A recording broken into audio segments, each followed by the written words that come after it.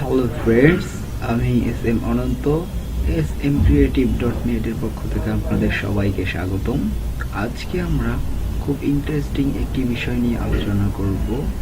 আজকে আমার বিষয় হচ্ছে আমাদের নিজেদের যারা ওয়াইফাই আছে, মানে নিজস্ব, তাদের ওয়াইফাই এর যে আইপি অ্যাড্রেস, এটা কিন্তু একটি ডিফল্ট আইপি অ্যাড্রেস থাকে, অর্থাৎ 192.168.0.1 এটা থাকে।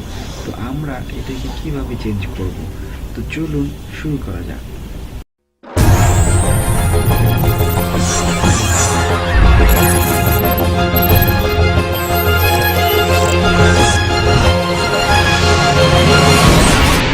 তো প্রথমে আমরা একটি ডেস্কটপে ব্রাউজার সিলেক্ট করব, যে আমি ক্রোম ব্রাউজারটা নিলাম।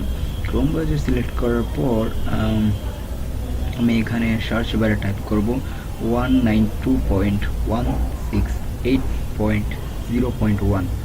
এটা হচ্ছে টিপি লিঙ্ক রাউটারের একদম ডিফল্ট আইপিটা।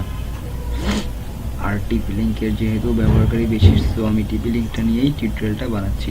তো এরকম একটা ইন্টারফেস আসার পর আপনারা এখানে দেখতে পাচ্ছেন যে অ্যাডমিন মানে লগ ইন এবং লগ ইন দেওয়া আছে, উপরে দুইটা খালি বক্স আছে। এখানে আপনাকে অ্যাডমিন লিখতে হবে। যেহেতু আমার অ্যাডমিন এবং পাসওয়ার্ড চেঞ্জ করা, সেহেতু আমি এটা আমারটাই দিলাম। ওকে, তো আপনারা অ্যাডমিন দেওয়ার পর লগ ইনে ক্লিক করবেন। দেন এরকম একটা ইন্টারফেস আসবে। এখান থেকে আপনাদের যা করতে হবে, আপনারা নেটওয়ার্কে যাবেন। কোথায় যাবেন? নেটওয়ার্কে যেতে হবে। নেটওয়ার্ক থেকে ল্যানে যাবেন।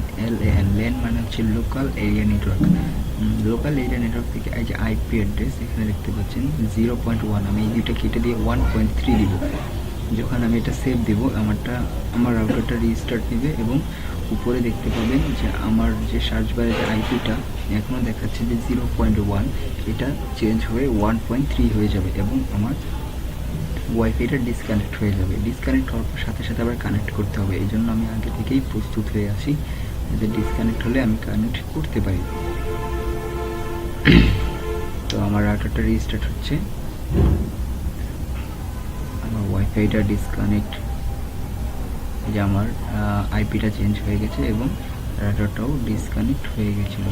যাই হোক, আমি রাউটারটা আবার কানেক্ট করেছি।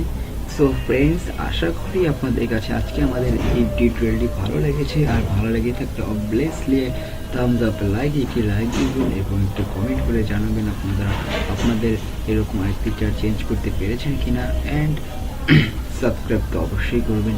ধন্যবাদ সবাইকে। সবাই ভালো থাকুন, সুস্থ থাকুন।